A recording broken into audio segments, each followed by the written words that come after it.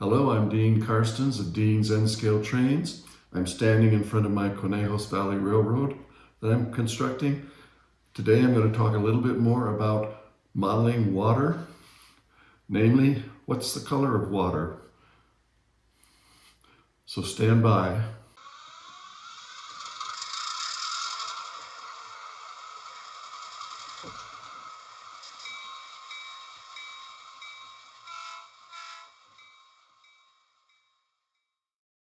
In my previous two videos in this series, I talked about how I model waterfalls and rivers. After I published the second one, someone said, gee, I think it's too blue. Your colors are too blue.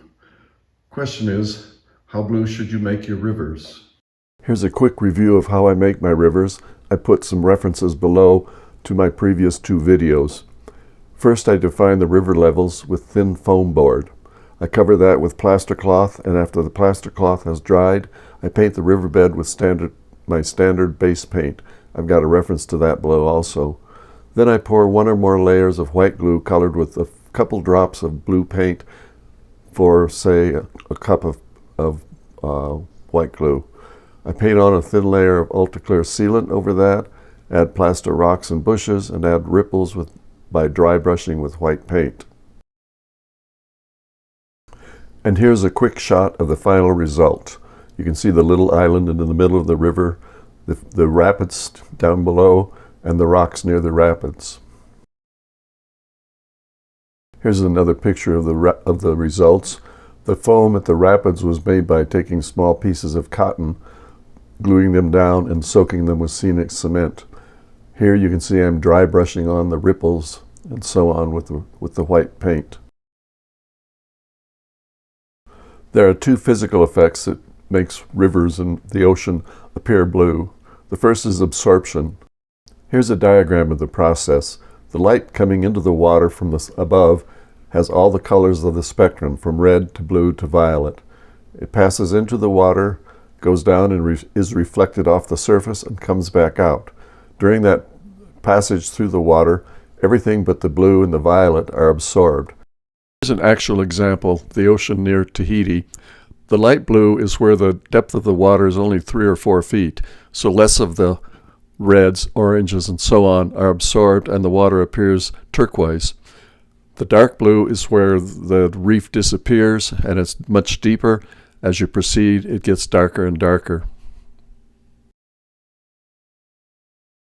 Here's a second example. Near the shore, there is reefs, and the water depth is only a few feet, and so the color is much more turquoisey. As you get past the reefs, the water gets a lot deeper, and the color darkens into the darker blue. The second effect is reflection. When the surface of the water is flat with few waves, it acts as a mirror, and it reflects the blue sky from above, and thus the water appears blue. Against the shores, it's reflecting the trees and the bushes and the dirt, and you can also see those things near the shore. Here's an example, a lake in northern New Mexico. As you can see, the water is reflecting the blue sky and it appears blue. Against the shore, you can barely see the darker reflections from the sides of the lake. Here's a second example of a stream in northern New Mexico. It's quite shallow, 6 or 8 inches, but you can definitely see the blue reflected from the sky, and you can clearly see the reflection of the bushes and the trees on the side of the little river. So looking at the final result, I think it's pretty good.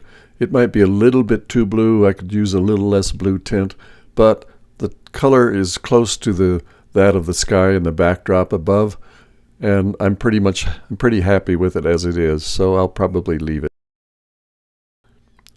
As always, if you like this video, please subscribe to my channel, Dean's N-Scale Trains, and give me a thumbs up. Thanks for watching. I really appreciate it.